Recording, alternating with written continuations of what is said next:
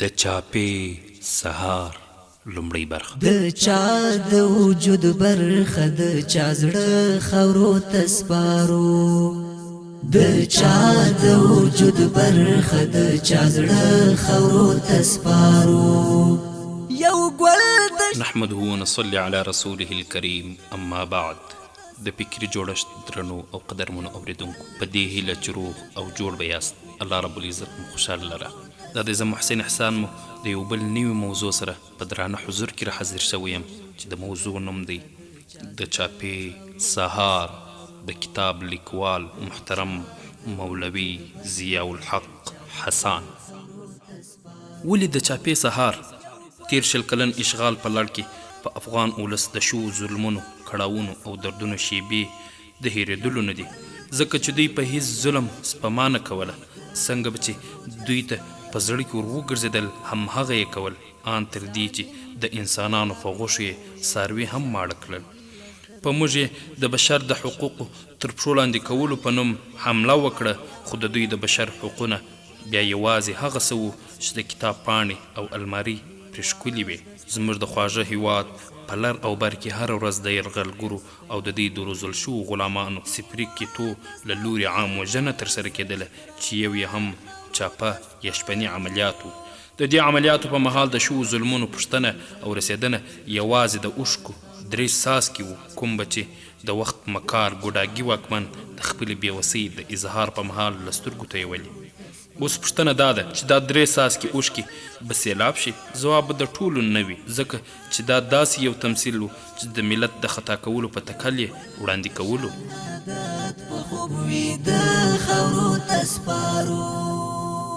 که څه هم د سنګر غیږه او مینه لا پخوا ګرمه وه، خو د دې تر څنګ مې د همدې کرغېړنو د ظلم د خوندي کولو لپاره قلم له لاسه لرې نه کړ. د سنګر پاللو تر څنګ مې د قلم څوکه هم تیره ساتله. هڅه مې همدا وه چې د یرغلګرو جنایت ډاګیز کړم. د کتاب لیکلو تکل مې لا پخوا کړی و، خو لومړۍ هڅه مې ځکه بریالۍ نه شوه چې یرغلګرو د ضیاء العلوم مدرسې د چاپې په مهال زما د 5 شاګردانو د شهادت ترڅنګ مدرسه شهیده او ترڅنګ یې زما هغه کمپیوټر هم له ځانه سره یوړو چې هلته مې د دوی ګڼ جنایات پکې خوندي کړي وو.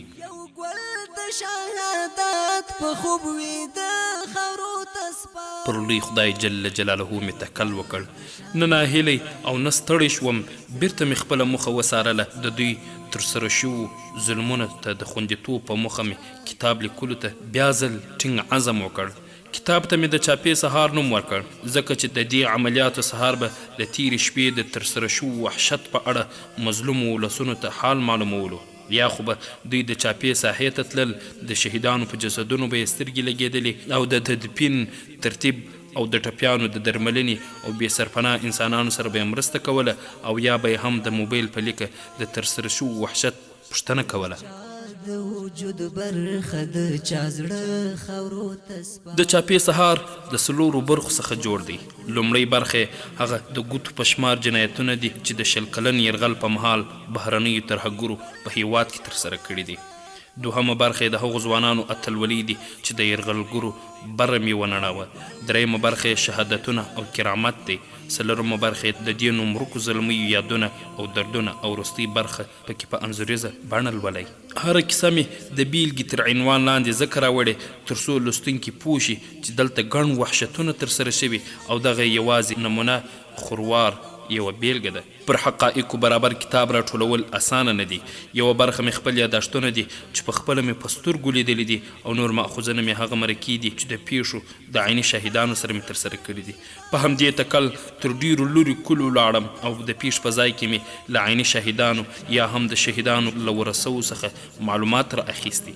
د دغه کیسو ثبت، لیکل او ترتیبول کومه عادي خبره نه وه، بلکې د کاڼې زړه یې غوښت. د مرکو پر مهال به سترګې د اوښکو قرباني وې.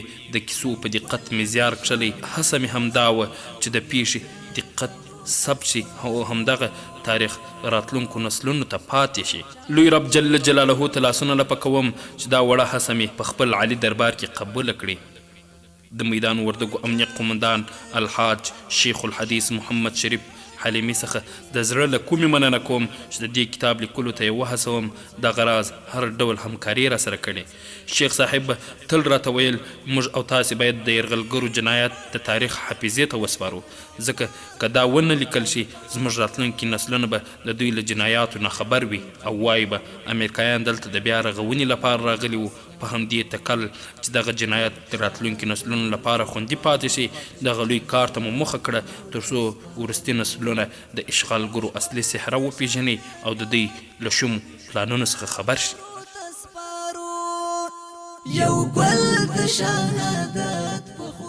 له ټولو هغو ملګرو مننه چې د کتاب په ترتیب کې همکاري راسره وکړه، خصوصا د قدرمنو مشرانو هر یو تکړه لیکوال قدرمن قاری عبدالستار سعید، محترم مولوی مرزا محمد شکیب، حمید مجاهد، مولوی شفیع الله جاوید افغان او قدرمن رور عطاالله مبارز.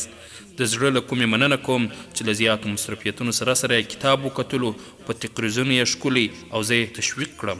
دغه راز د قدرمن استاد د میدان وردګو ولایت امنیه قومندان الحاج شیخ الحدیث محمد شریف حلیمي څخه ځانګړې مننه کوم چې د کتاب لیکلو ته یې د هڅونې ترڅنګ هر راز همکاري په ورین تندي راسره کړې. په پای کې د کبیر شعیب سعادت شرکت له رئیس حاجي شاه اغا سعادت مننه کوم چې د کتاب د چاپ ټول مصارف یې ومنل.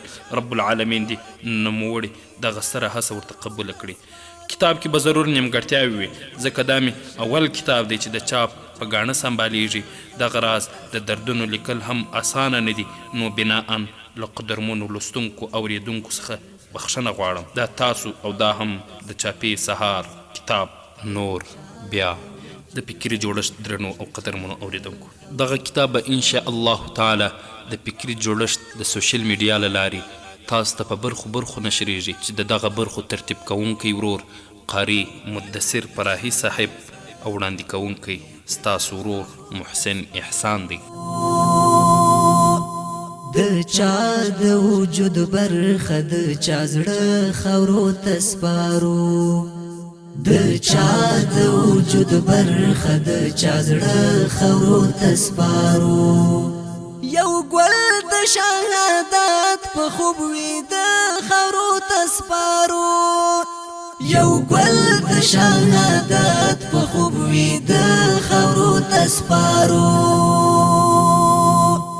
ظالم انقلاب یو په یغی لس درنه اخلي، ظالم انقلاب یو په یغی لس درنه اخلي.